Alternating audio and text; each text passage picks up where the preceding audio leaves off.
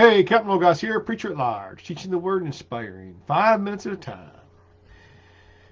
Hey, in Joshua 18:3, there's a verse in there. It goes like this. Then Joshua said to the children of Israel, how long will you neglect to go and possess the land which the Lord God of your fathers has given you? Now, this is towards the middle of Joshua. They've already made a good conquest of the land. A lot of the tribes and peoples have received their lands. But there's a few tribes that hadn't received their inheritance yet. And the only reason they hadn't received their inheritance yet is because they failed to go take the land. Well, why didn't they take the land? Well, part of the reason is they were scared. They made excuses. If you read the rest of that chapter, well, they got chariots with iron chariots. But God gave them the land, told them to go take it and possess it, and run those people out. And all through this period of the conquest, right? They're taking over the promised land, and they're setting up camp.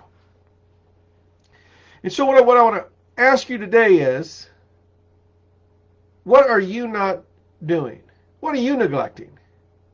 In Joshua 18:3, they neglected to go take the land even though God had given it. So what are you neglecting that God has told you to do and you're not doing it just because you're afraid? Just like the children of Israel. What is it?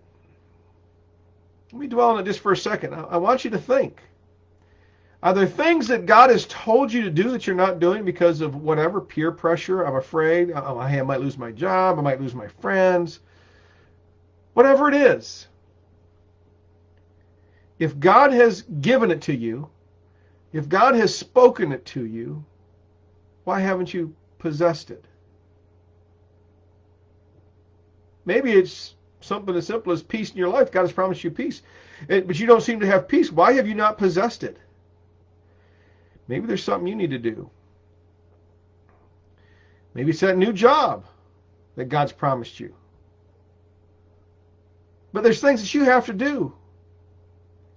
There's got to be actions, right? Your faith without actions is dead. So do you really have faith if there's no actions? So think about, what is it that God's given you already, but you've just failed to receive it for whatever reason? In this case, in Joshua 18:3, it was fear.